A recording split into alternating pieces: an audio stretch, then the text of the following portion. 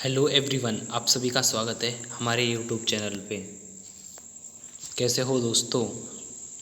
आशा करता हूँ आप सभी बहुत अच्छे होंगे और आपकी तैयारी भी बहुत अच्छे से चल रही होगी।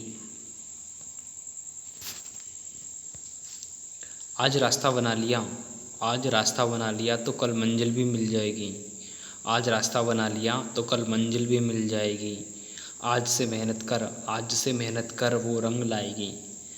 जब आप गाइस मेहनत करोगे तो एक दिन आप सफलता के शिखर पे 100% पहुँचोगे। इसलिए सारी बातों को छोड़ करके आपको अपने गोल पे फोकस करना है और अच्छे से मेहनत करनी है।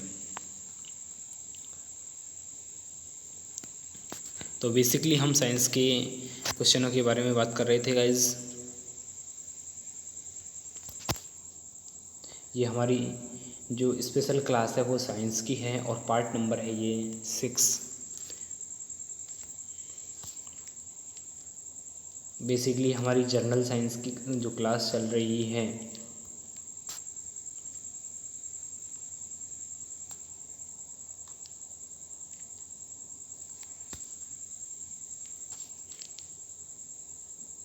जनरल साइंस की, और ये है पार्ट नंबर 6।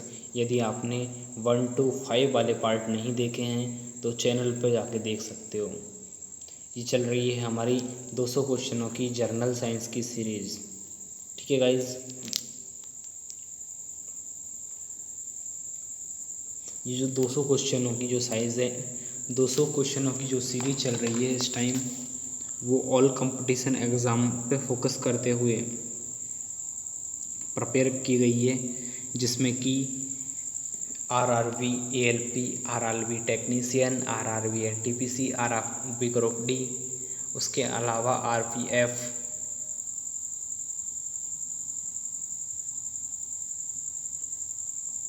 उसके अलावा राजस्थान सीईटी, पटवारी, एसएससी के जितने भी एग्ज़ाम्स होते हैं, अदर्स एग्ज़ाम होते हैं, साथ ही आरएएस,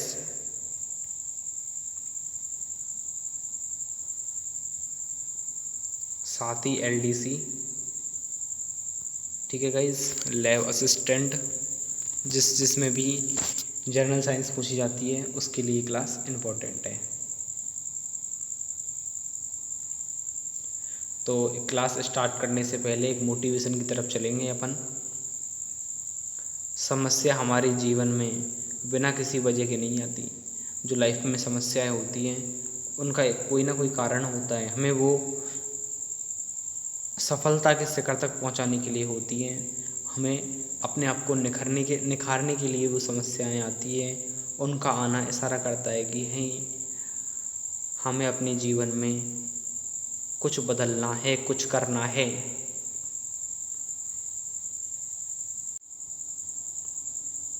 हेलो साथियों, आज का पहला क्वेश्चन है,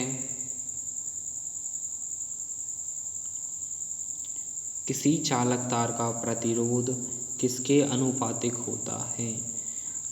तो इसका पहला ऑप्शन है अनुप्रस्थ काट के, दूसरा ऑप्शन है घनत्व के, तीसरा ऑप्शन है गलनांक के, चौथा ऑप्शन है लंबाई के। तो इस क्वेश्चन को हल्का सा इसके लिए अपन थोड़ा डीप चलते हैं। देखिए गाइज, इसमें जो ध्यान देने वाली बात है वो 2-3 चीज़ें हैं। मुख्य रूप से ये होता है प्रतिरोधकता के बारे में है पूरा पॉइंट। मैं आपको बहुत अच्छे से समझाऊंगा इस चीज़ को। देखिए, जो प्रतिरोध होता है ना आर, जिसको बोला मतलब आर का जो प्रतिरोध का सिंबल होता है R directly proportional to L, यानी तार की लंबाई के, जो चालक तार है वो समानुपाती होता है तार की लंबाई के। पहली बात तो आपकी ये है, इस बात को याद रखना। इसको हम समीकरण नंबर 1 दे सकते हैं। ठीक है गाइस, यदि आर का मान अपन बढ़ाएंगे तो एल का मान भी बढ़ेगा। ठीक है गाइस,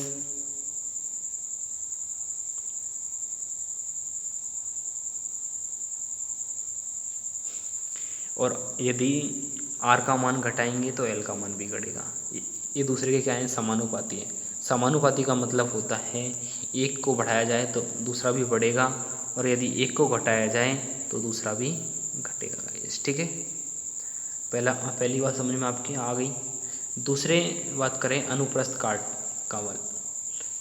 काट का क्षेत्रफल, तो R direct to proportional to 1/a, समीकरण नंबर 2 गाइस।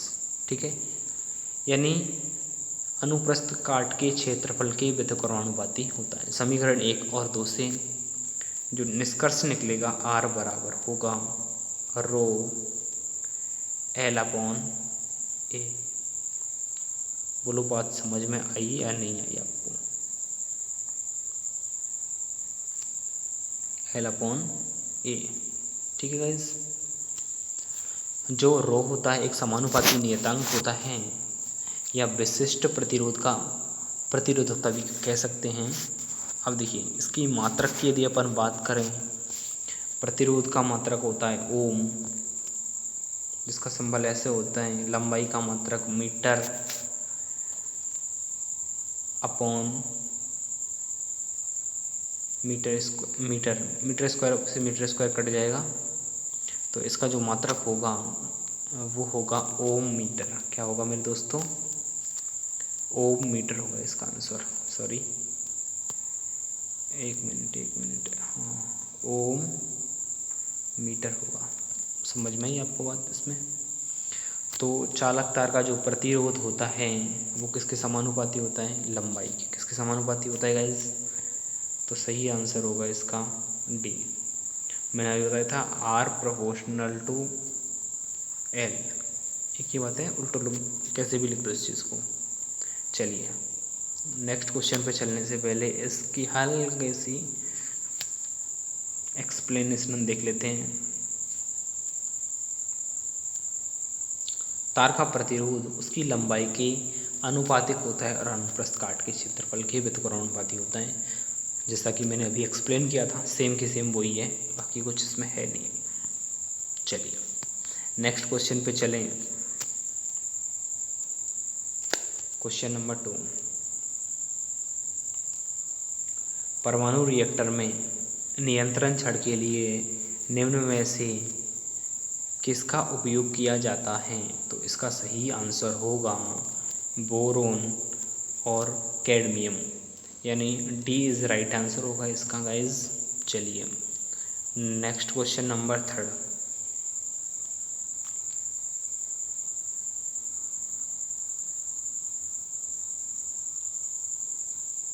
क्वेश्चन नंबर 3 पे चलने से पहले इसकी थोड़ी एक्सप्लेनेशन और दे रखी है, उसको और थोड़ा सा हल्का सा एक बार फोकस कर लेते हैं। यूरेनियम और प्लेटिनियम के विखंडन दर को नियंत्रित करने के लिए परमाणु रिएक्टर में नियंत्रण छड़ का उपयोग किया जाता है। वे बोरोन कैडमियम जैसे रासायनिक तत्वों से बने होते हैं जो कई न्यूट्रॉनों के बिना विखंडन से अवशोषित करने में सक्षम होते हैं। क्वेश्चन नंबर नेक्स्ट 3, हमारे शरीर में कई अंग होते हैं।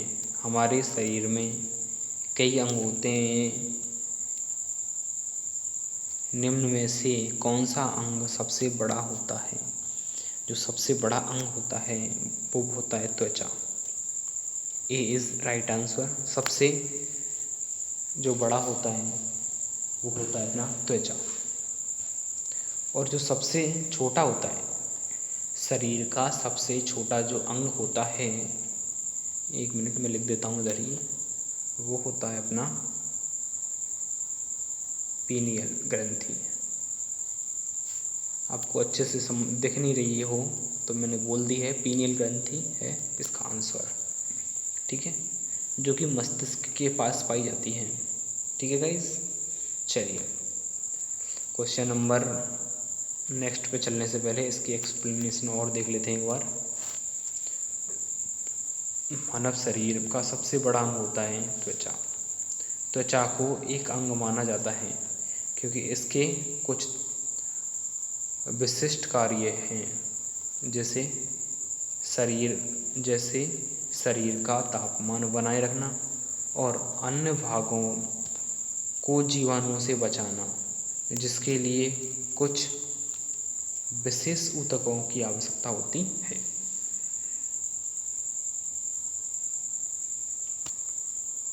नेक्स्ट क्वेश्चन, क्वेश्चन नंबर 4, किसी विद्युत बल्ब के फिलामेंट द्वारा 0.8 एम्पियर, आपको ऐसे क्वेश्चनों के अंदर आपको ध्यान रखना है, यूनिट में फोकस करना है। जो एम्पियर होता है वो किसका मात्रक होता है वो आपको पता होना चाहिए। एक धारा 3 मिनट के लिए खींची जाती है तो परिपथ में प्रवाहित धारा का मान याद करनी है। ठीक है गाइस, एक बार मैं ये हटा देता हूँ वापस, थोड़ा सा इसको और हल्का सा मैं बड़ा कर देता हूँ ताकि क्वेश्चन सॉल्व करने के लिए जगह मिल जाए अपन को। देखिए गाइस, जो आई का मान है इसके अंदर वो दे रखा है अपन को 0.8 एम्पियर। आई बोले तो धारा का जो मात्रक होता है वो होता है, हमेशा ध्यान रखना, एम्पियर होता है। और समय t बराबर होता है, सॉरी इसमें 3 मिनट दे रखा है तो इसको सेकंड में कन्वर्ट करने के लिए 60 से मल्टीप्लाई करेंगे। ठीक है दोस्तों, इतनी बात समझ में आ गई आपको। फॉर्मूला क्या है, आई बराबर आप जानते होंगे Q/T, यानी आवेश के प्रवाह की दर को क्या कहते हैं, धारा। ठीक है गाइस, इसकी वैल्यू दे रखी है अपन को 0.8। ठीक है गाइस, तो 0.8 दे रखी है ना, तो इसको अपन लिख सकते हैं, क्या लिख सकते हैं, पॉइंट हटाएंगे तो बटे में कितना आ जाएगा 10, 8/10 बराबर Q, आवेश का मान अपन को ज्ञात करना है, Q अपॉन जो समय है वो है 180। ठीक है गाइस, 10 से 10, 18 × 8 करोगे ना तो इसका जो सही आंसर होगा 144, 18 × 144। क्यू का जो मान होगा वो होगा 144। D is right answer. Guys मैंने बहुत अच्छे से एक्सप्लेन किया है, आपको समझ में नहीं आया हो तो एक बार वापस से इसी को देख लेना। चलिए गाइज,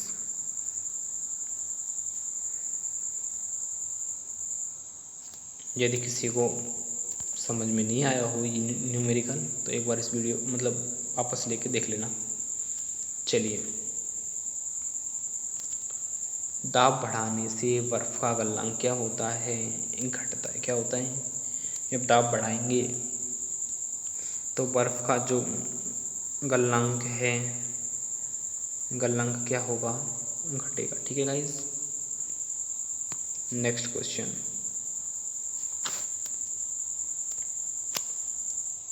प्रकाश वोल्टीय सेल के प्रयोग से सौर ऊर्जा के रूपांतरण के दौरान निम्नलिखित में से किसका उत्पादन होता है। तो इसका सही आंसर होगा, वो होगा आपका विद्युत ऊर्जा को। क्या है इसका सही आंसर, विद्युत ऊर्जा। ठीक है गाइस, नेक्स्ट क्वेश्चन पे चलने से पहले इसकी एक्सप्लेनेशन देख लेते हैं एक बार।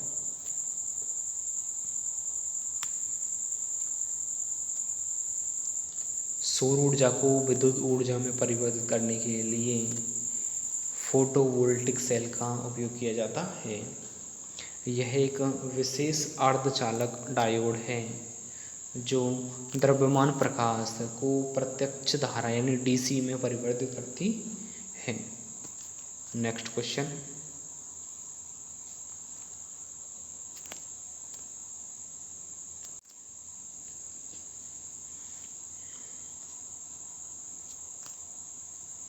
द्रव्यमान ऊर्जा संबंध किससे है। तो इसका सही आंसर होगा आपेक्षता का सामान्य सिद्धांत। सॉरी, ठीक है गाइस। चलिए, क्वेश्चन नंबर 8,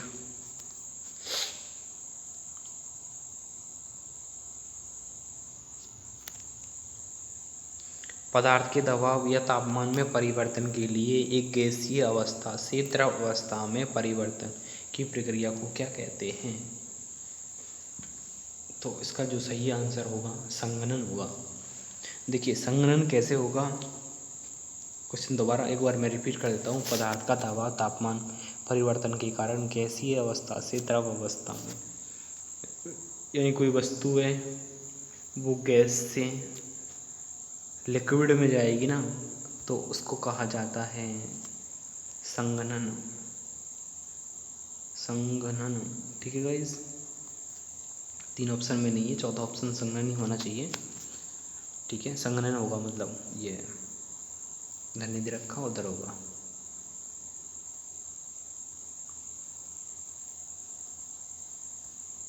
देखो गाइस, संघनन इज राइट आंसर होगा, जो मैंने आपको बताया था। कैसा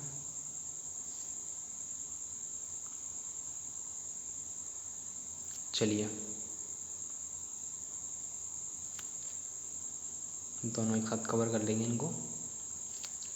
पदार्थ के दबाव या तापमान में परिवर्तन के कारण गैसीय अवस्था से द्रव अवस्था में परिवर्तन होने की जो प्रक्रिया होती है, यानी गैस से लिक्विड में चेंज होने की जो प्रक्रिया है उसको बोला जाता है संघनन। क्या कहा जाता है? संघनन कहा जाता है। वैसे मैं और भी कलर को से आप डिवाइड कर सकता हूँ, इसको संघनन कहा जाता है, ठीक है गाइस।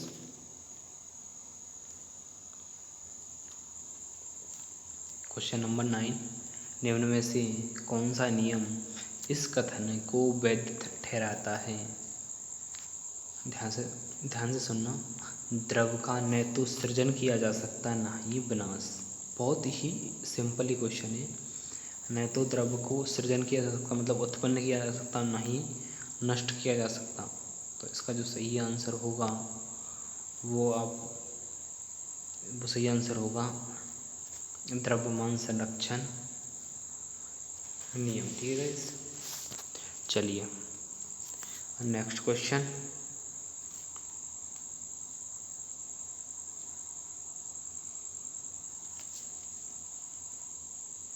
नासा के किससे संबंधित मिशन का नाम जूनो है? तो सही आंसर होगा इसका बृहस्पति। क्या होगा guys? Brihaspati is right answer होगा इसका।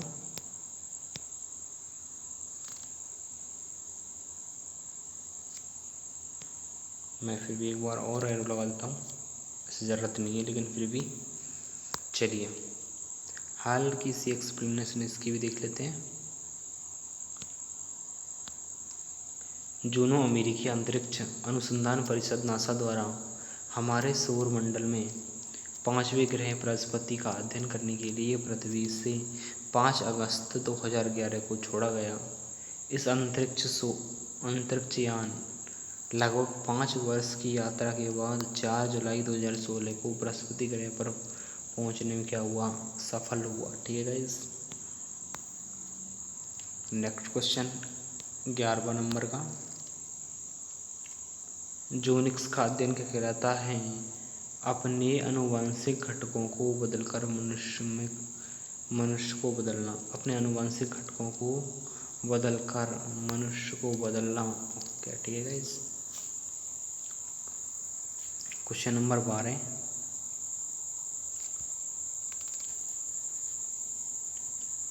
कैटरीना शब्द किसने दिया? तो प्रभंजन को। D is right answer. Next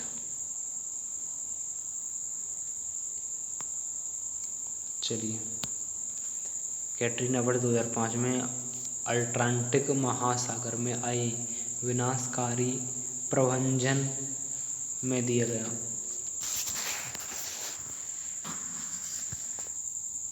ठीक है,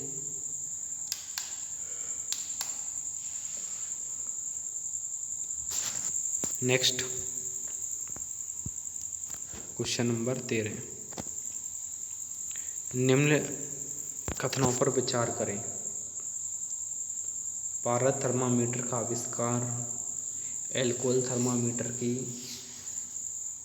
आविष्कार के पूर्व था। भारत थर्मामीटर का आविष्कार जर्मन भौतिकी DC फ़ारेनहाइट 1714 ईस्वी में किया। तो इसका जो सही आंसर होगा केवल सेकंड फॉलो, यानी तो बी इज राइट आंसर होगा इसका, बी ऑप्शन। ठीक है,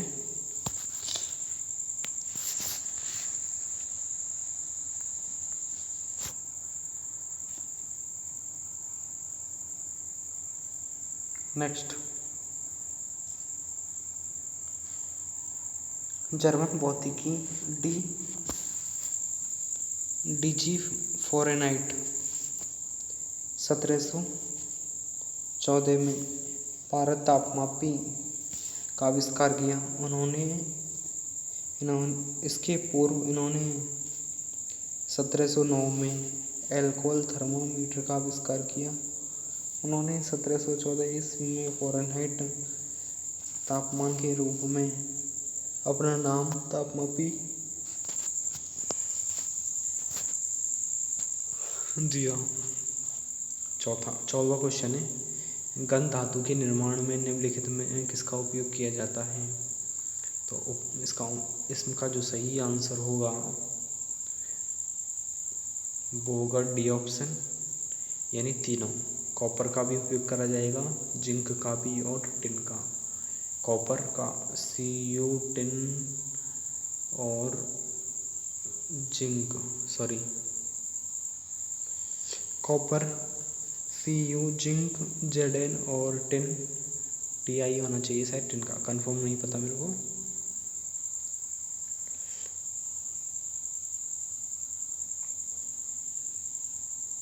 घन धातु कांस्य का एक मिश्र धातु है जिसका उपयोग पूर्व में आयुक्त के लिए किया जाता है। घन मेटल 88, तांबा 10%, 2% जस्ता का उपयोग किया जाता है और इसके उपयोग गिनर वायरिंग के लिए किया जाता है मेरे दोस्तों। ठीक है, नेक्स्ट क्वेश्चन 15वां। हल्का सा मैं जूम कर लेता हूँ इसको ताकि विजिबिलिटी काफ़ी अच्छी महसूस हो।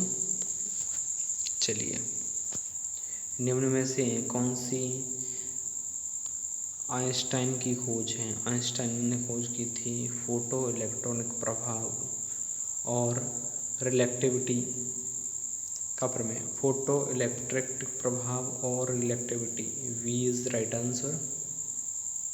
ठीक है गाइज, एक बार मैं वापस इस पे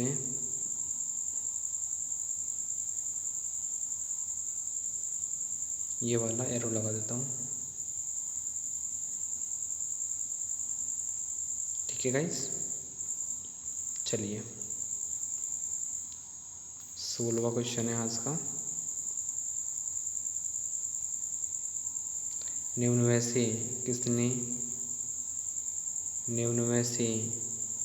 किसने कालमापी का आविष्कार किया? तो इसका जो सही आंसर होगा वो होगा जैन हैरिसन। जैन हैरिसन ने। नेक्स्ट 17वां नंबर,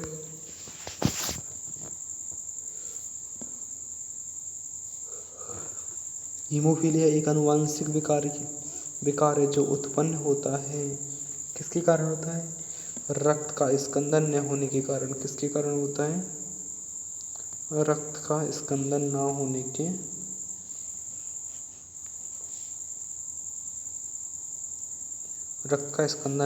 से। ठीक है गाइस, नेक्स्ट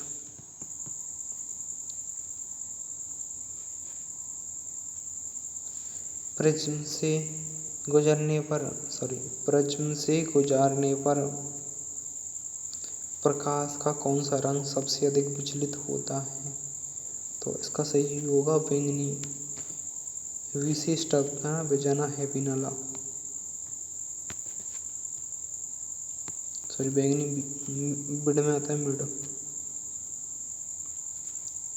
प्रिज्म से गुजरने पर प्रकाश के रंगों में बैंगनी रंग का विचलन सबसे अधिक दर्शाया जाता है क्योंकि इस रंग का तरंगदैर्घ्य सबसे कम होता है। प्रिज्म में इस रंग का परावर्तन सबसे अधिक होता है। ठीक है गाइस, नेक्स्ट 19-20 सर्दी में ठंडे दिनों में पानी की पाइपें फट जाती हैं, उसका कारण होता है वायुमंडल जमने पर पानी फैलता है। इसका जो सही आंसर होगा वो होगा A answer. A is right answer. चलिए नेक्स्ट क्वेश्चन करें 20वां। उससे पहले हल्का सा मोटी मतलब हल्की सी 2 लाइनें हैं एक्सप्लेन वाली। ठंडे देशों में सर्दियों के मौसम में तापमान 0 डिग्री से कम हो जाता है, यानी 0 डिग्री से कम होगा तभी तो क्या बढ़ेगी वहाँ पे, सर्दी बढ़ेगी। 0 डिग्री का मतलब है आइस बनना स्टार्ट हो चुकी है। पानी के जमने पर उसके आयतन के प्रसार होता है। आयतन को प्रसार हो गए बंद पाइप में।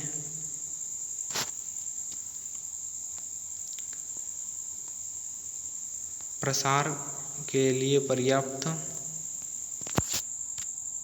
न होने के कारण पाइप पर पर्याप्त दबाव डालता है, परिणाम स्वरूप पाइप फट जाती है।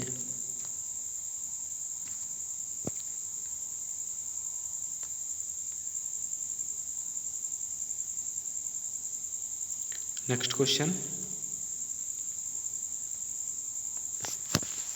एक वास्तविक गैस किसमें एक आदर्श गैस के रूप में कार्य करती है? सही आंसर होगा इसका निम्न दाब और तापमान पर। किस पर? निम्न दाब और तापमान पर। ठीक है, बी इज राइट आंसर।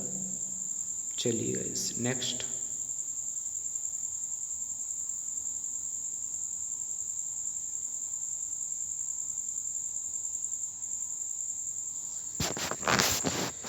निम्न में से किसमें संवहन होता है? तो सही आंसर हुआ केवल द्रवों और गैसों में। किसमें? केवल द्रव और गैसों में मेरे दोस्तों। नेक्स्ट,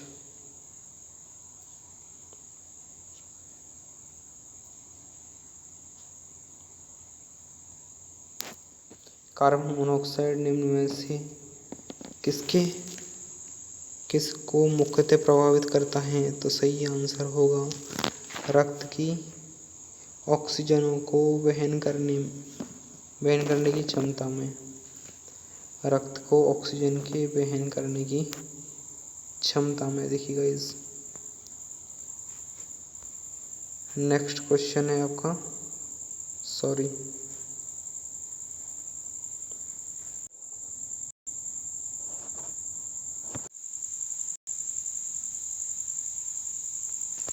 तो गाइस ये आपको वीडियो कैसी लगी हो? यदि पहली बार चैनल पर आए हो तो वीडियो को लाइक करो और चैनल को सब्सक्राइब करो और अधिक से अधिक लोगों से शेयर करो। और आप कमेंट करके बताओ कि आपको कंटेंट कैसा लग रहा है। यदि अच्छा लग रहा है तो प्लीज़ लाइक करो। यदि आप मेरे साथ एंड तक जुड़े हुए हो तो आपका बहुत बहुत धन्यवाद। आप जिस पर्पज़ से ये क्लास देख रहे हो, आशा करता हूँ उस क्लास के हिसाब से मैं आपको अपनी कोशिश के अनुसार अच्छा देने की कोशिश करी है।